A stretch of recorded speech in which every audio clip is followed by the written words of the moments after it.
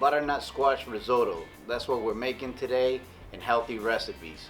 But wait, don't switch the channel yet. I know some of you guys are scared of the word risotto because it sounds like a bad word along with hollandaise sauce. This is gonna be super easy to make. I promise you guys, you're never gonna screw up another risotto recipe ever again. Let's go through the ingredients. We have 4 cloves of finely minced garlic, a half of red onion, a half of red bell pepper.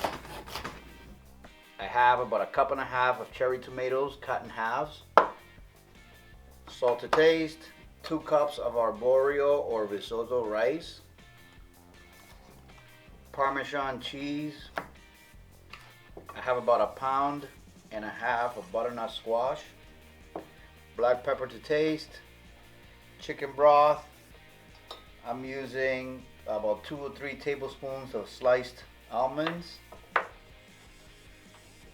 cooking wine, white cooking wine, Kerrygold grass-fed butter, and olive oil for sauteing our vegetables in the beginning.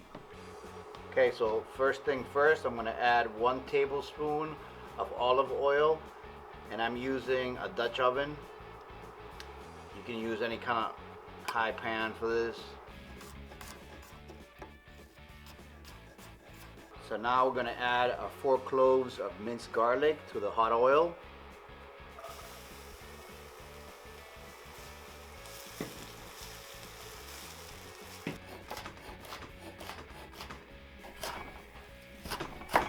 Then we're going to add a half a pepper and onions. This is going to give some beautiful color to this dish.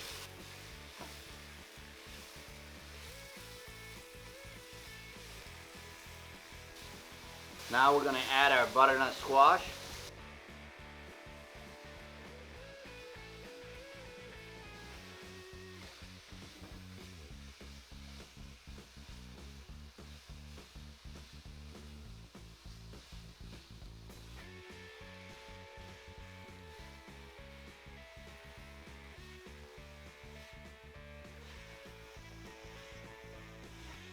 I'm going to cook that for about 2 minutes to soften up the onion and the other vegetables.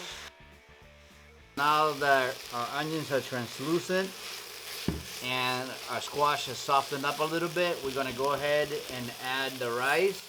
I'm going to stir it in.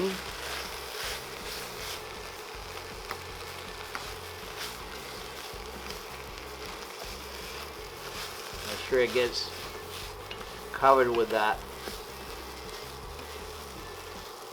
oil and a little bit of juice from the vegetables. Stir it really good in.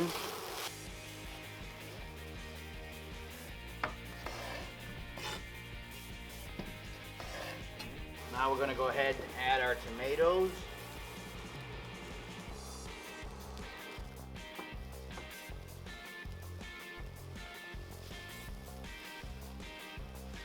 And we're going to add about a half a cup of white cooking wine.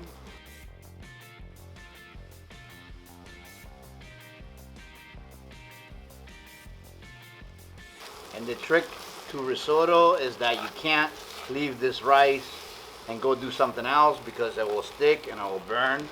You have to constantly stir it and then add the chicken broth as the rice cooks. You add more for a total of about 25 minutes or so until the rice is softened up, and to make sure you get it to the right consistency.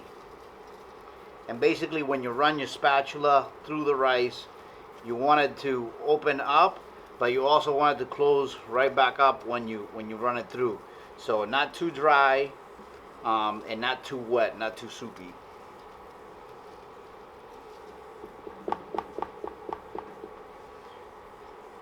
Now we got the heat on about 275 degrees on medium, and we're going to go ahead and start adding some of our chicken broth. Going to add about a half cup in. That's going to begin to cook our rice.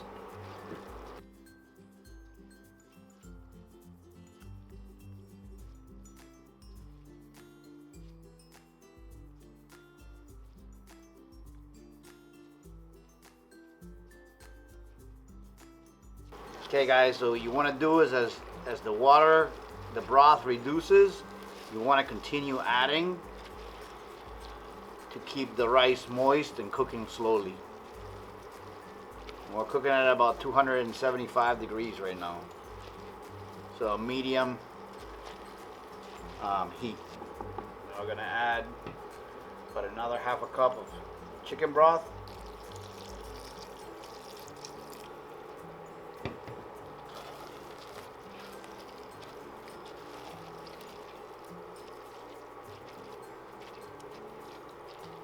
You just want to make sure that your rice does not stick to the bottom of the pan and burn.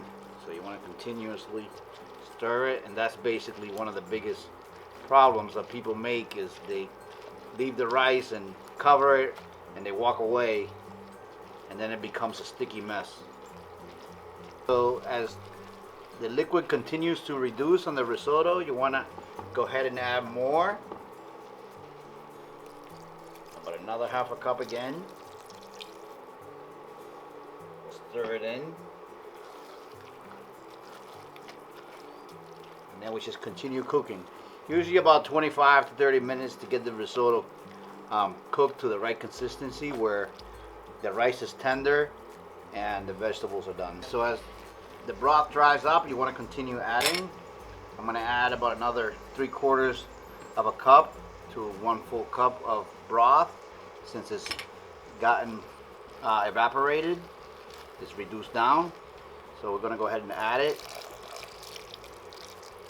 The one thing that I would suggest to do, which was make this easier for you guys, but I only have one burner here, is to put your broth to heat up on a backup burner, and it will make this process actually even faster.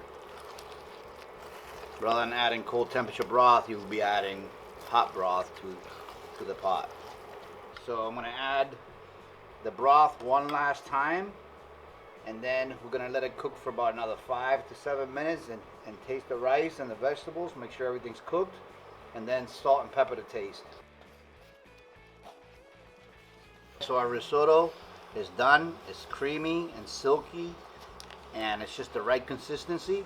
Now I'm going to go ahead and add about 3 tablespoons of grass-fed butter and salt and pepper to taste to finish it off.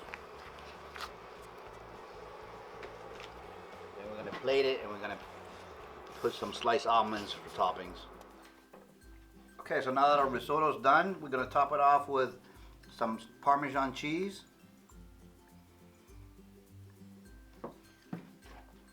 and garnish it with some sliced almonds.